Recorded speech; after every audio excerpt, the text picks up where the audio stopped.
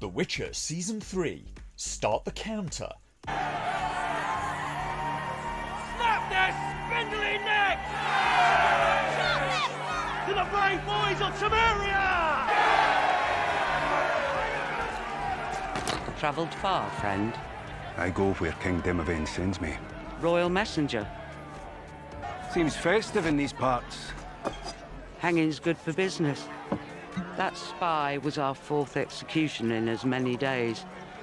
One Kedwellian, one Aedirnian. See, that's the problem. What's a mage doing all the way out here? Looking like that, though.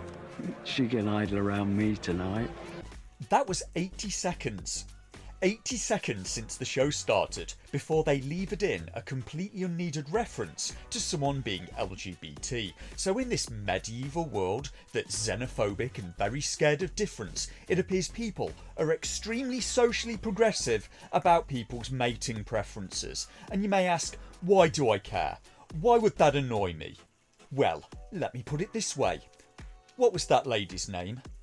What's the messenger's name? He says he's a messenger for King Demavend.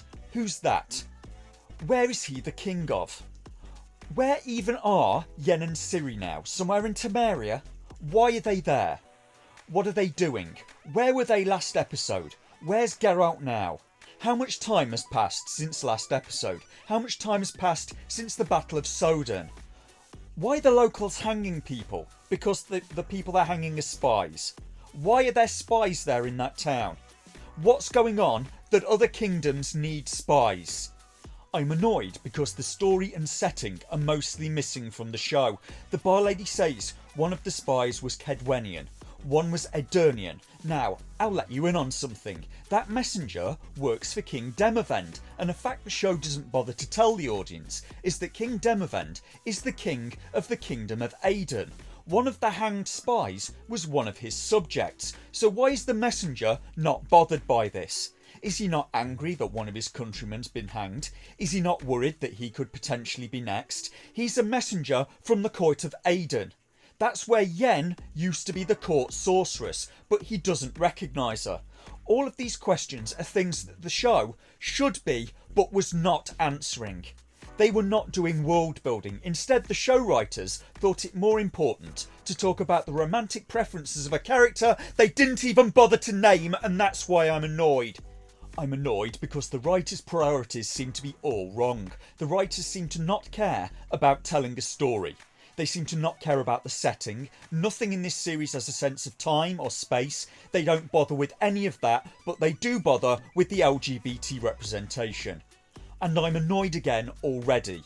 Yennefer and Ciri are supposed to still be on the run and being hunted, and this old bartender crone lady can recognise that Yen is a witch with a single glance. Yen and Ciri still haven't bothered to disguise themselves. They constantly give themselves away and leave a trail everywhere they go. They're strangers in a group of people that hang strangers and hate witches, and it's a witch and a white-haired girl. How hard to find are they going to be? There are only a few dozen witches on the whole continent. Dyeing Ciri's hair would be a start, but they didn't even do that. What few threads of story there are tangled and broken. Characters' actions and demeanour do not match the story they've written. The story has them being hunted, but they never act like it. Geralt has gone off and left them to go and find the sorcerer Reince from last episode and nix him because Reince is after Ciri. But he has no idea where Reince is. He let him live last episode for no good reason when he could have taken his head off with a sword, and while Geralt is gone, Ciri will only have Yen defending her when Reince could attack them at any time because he can teleport. He should be easy to find though because you know where he's going to go. Reince is going to come back and go after Ciri again, so Geralt is leaving Ciri less defended. She now only has Yen, who constantly lets her wander off alone, and Geralt is doing that so he can find Reince, who could be anywhere on the planet at this point, when he knows Reince is going to come back for Ciri anyway.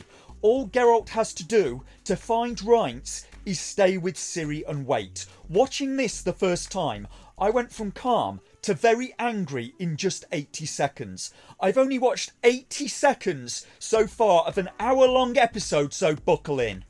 Yen just lets Ciri wander off out of sight to stop being weird to the king's messenger in a town that likes hanging people, and she does that a lot considering Reince could come back at any time.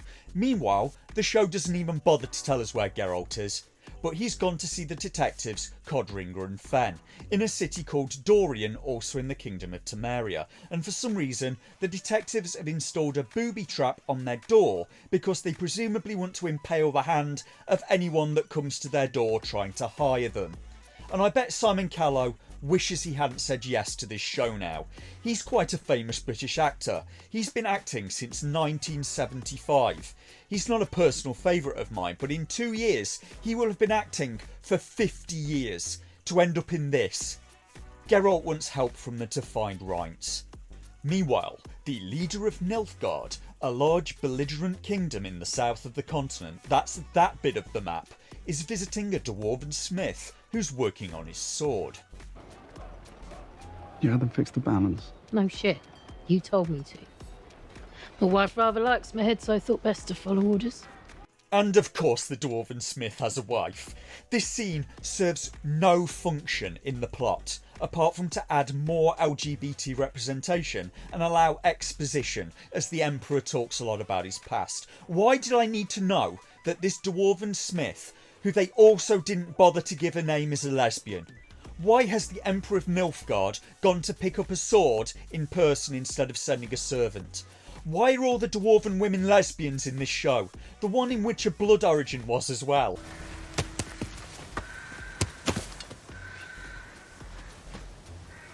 A dwarf. If the dwarven women are all lesbians, it's no wonder there aren't many dwarves left. And as the scene finishes, I realise I don't even know what country the Emperor is in right now. He could be in Nilfgaard, he could be in Sintra, I have no idea, and after her mistakes last season, Fringilla has been thrown in a dungeon somewhere and is being forced to drink alcohol for reasons. She's told by a guard that she has to keep drinking or the white flame will be poisoned. What the hell are they even talking about? Has the show even explained once what the white flame is? Important concepts in the show are not even explained. I swear this series is turning into Witcher Blood Origin in front of my eyes. It's getting to the same level of writing, just with better actors. The characters sometimes talk about the White Flame as if it's a religion, but it also seems to be the name for the Emperor of Nilfgaard. So, are they using prisoners as food tasters to make sure the Emperor isn't poisoned? Is Fringilla drunk? Why are prisoners given enough alcohol to get drunk? I have no idea what's going on, or where it's supposed to be happening, or why it's happening. Is this a punishment? They lock a load of men and women in a cellar and give them beer, because a lot of students would pay an entry fee for that. What is this scene supposed to be? Give me something. I'm 8 minutes into this episode and I'm dying right now. This will have to be a multi-part review for this episode because I can't take any more right now. A dwarf.